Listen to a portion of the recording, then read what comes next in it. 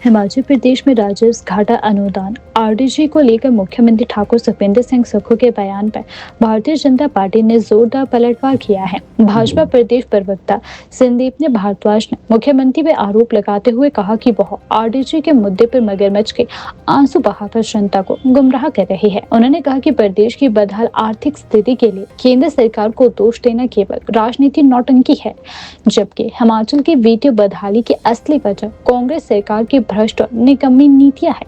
भाजपा प्रवक्ता ने कहा कि मुख्यमंत्री सुक्खू आरडीजी बंद होने को लेकर जनता की सहानुभूति बटोरना चाहते हैं, लेकिन उन्हें यह जवाब देना चाहिए कि केंद्र सरकार ने हिमाचल को हजारों करोड़ रुपए की सहायता विभिन्न योजनाओं के तहत भेजी, उसका उपयोग विकास कार्यों में क्यों नहीं किया गया। उन्होंने आरोप लगाया कि कांग्रेस सरकार ने विकास के लिए आए पैसों का खुलेआम दुरुपयोग किया है। उन्होंने आरोप लगाते हुए कहा कि कांग्रेस सरकार के अफसरशाही पर दबाव डालकर कई विभागों से जबरदस्ती झूठे यूटिलाइजेशन सर्टिफिकेट बनवाए।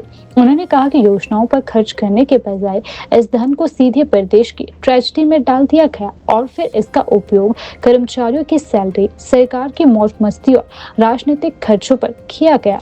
देखिए, माननीय सुक्खू जी जो घड़ियाली आंसू रो रहे हैं वो इसलिए नहीं है कि वो हिमाचल का भला करना चाहते हैं।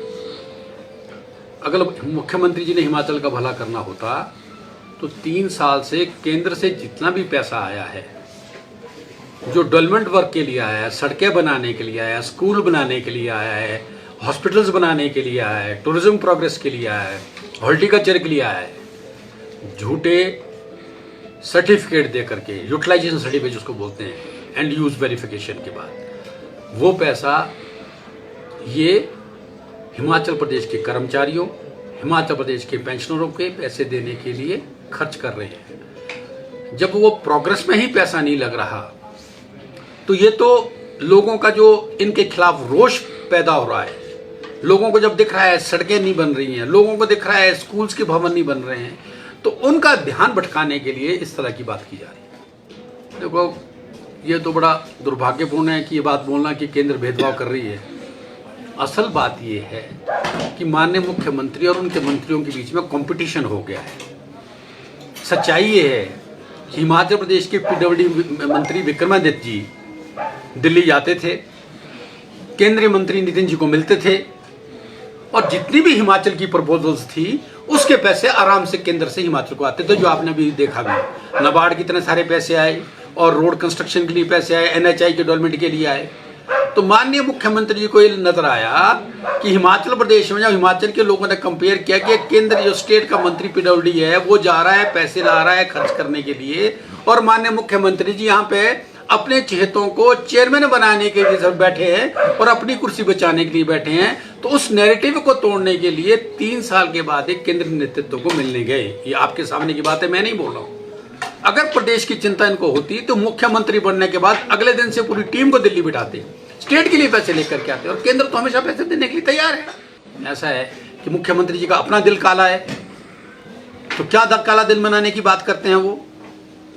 आप मुझे इस बात का जवाब दीजिए कि हिमाचल प्रदेश के लिए इतना बड़ा, आपको मालूम है कि हिंदुस्तान में 80% अखरोट और बादाम अमेरिका से इंपोर्ट होता है। देखो, कल्पना देखिए माननीय मोदी जी की, कृषि के बारे में उनका फोकस होगी। हिमाचल हॉर्टिकल्चर बेस्ड स्टेट है। उन्होंने कहा कि हिमाचल प्रदेश के बागवानी में अखरोट और बादाम को पैदा करने के लिए स्पेशल तरह के पैकेजेस स्टेट को दिए जाएंगे। आपने बजट में देखा होगा। अरे तारीफ के 2 शब्द तो कर लेते।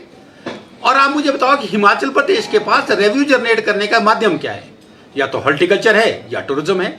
माननीय मोदी जी ने इस बजट में हिमाचल के लिए जितने भी ट्रैकिंग के ट्रैक्स हैं, चाहे आप चांसर जाओगे, चाहे आप मंडी जाओगे, चाहे आप कुल्लू के ट्रैक्स में विजिट करोगे, चाहे आप कांगड़ा के ट्रैक्स में विजिट करोगे, धर्मशाला के, उसके लिए उन्होंने एक स्पेशल प्लान किया है कि इन ट्रैक्स को आइडेंटिफाई करेंगे, उनको मॉडर्नाइज करेंगे, उसमें जो है उन ट्रैक्स पे फैसिलिटीज देंगे ताकि ट्रैकर्स उस पर जा सके।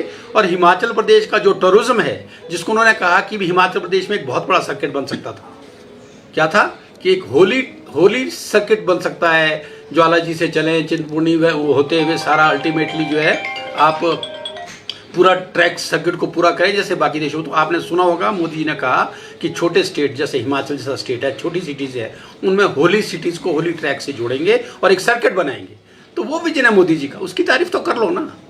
तारीफ करने के लिए तो उनको पेट में मरोड़ है, लेकिन अच्छी बात, इनको हर बात की इनको तकलीफ है। तो मेरा ये तो गंभीर आरोप है, इनको तनख्वाहें देने के लिए पैसे नहीं हैं, लेकिन रोज एक चेयरमैन बनाया जा रहा है, रोज।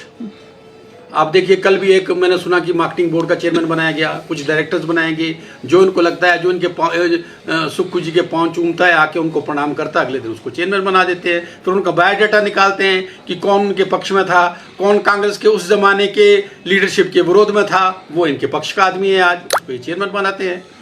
और इसके बाद पंचायत की बात आप देख लीजिए, ये कह रहे हैं कि भी यहाँ पे डिजास्टर है, यहाँ बड़ा नुकसान हो गया। जब इतने सारे या कार्निवाल्स बना रहे थे, तब तो वो जब कहीं कोई घर में गमी होती है ना जी, तो घर के शादी ब्याह बंद किए जाते हैं कि नहीं बंद किए जाते। तो वैसे ही जब यहाँ पे डिजास्टर था तो उन चीज़ों को बंद किया जा सकता था, लेकिन नहीं किया। हाई कोर्ट ने इनको डायरेक्टिव्स दिया कि पंचायती राज प्रकोष्ठ में जाओ, चुनाव लड़ो, और सुप्रीम कोर्ट में ये लोग चले गए। अब सोचो, हमको बोलते हैं बीजेपी वालों को कि वोट चोरी कर रहे हैं। अरे डेमोक्रेसी का गला तो आप घोंट रहे हैं। आप सुप्रीम कोर्ट जाने के बाद, उसके बाद तो प्रेसिडेंट ऑफ इंडिया के बाद जाने की बात रह जाएगी इसके बाद। लेकिन क्या डेमोक्रेसी की वो बेसिक स्तंभ जो मेंबर से शुरू होती है, पंचायत के सरपंच बनते हैं, जो डेमोक्रेसी की हमारी मेन ताकत है, उसको तो आप रोकने का प्रयास कर रहे हैं। फिर कहते हैं कि भी आप वोट चोरी करते हैं। तो आप वोट चोरी कर रहे हैं, हम नहीं, और आप डेमोक्रेसी की हत्या कर रहे हैं।